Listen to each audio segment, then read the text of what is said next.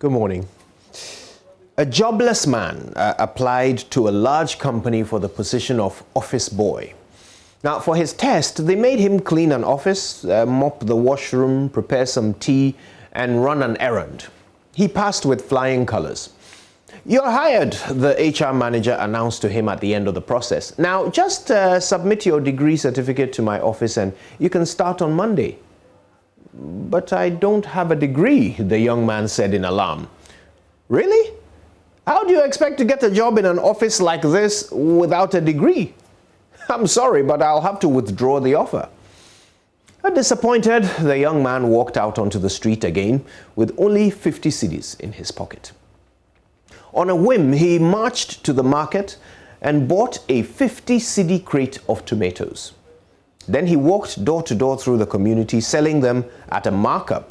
Now, by the end of the day, he had converted his 50 cedis into 100 cedis. So the next day, he repeated the process, and then the next, and the day after that. And by the end of 1 week, he had made 500 cedis. He started going to the market earlier and selling more tomatoes each day than the last. Soon, he bought a little push truck. A year later, he bought a second-hand pickup. And before long, he had a fleet of delivery vehicles. 5 years on, the man was the owner of the biggest food distribution company in the region.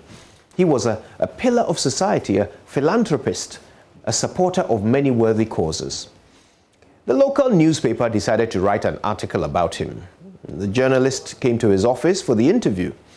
After a long conversation covering all his triumphs over adversity, the duly impressed journalist then asked him which university he attended.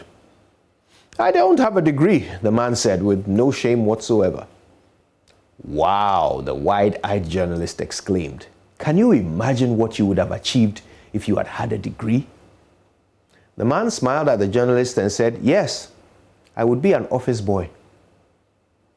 3 lessons from this, my dear friend. First, when one door closes, keep knocking until another opens. Second, when you start something, stick with it. Progress can be slow and discouraging. The journey to success is not like a plane's journey around the world. It's more like the Earth's journey around the sun. And finally, when people want to make you last in their category, create your own category and be first in it.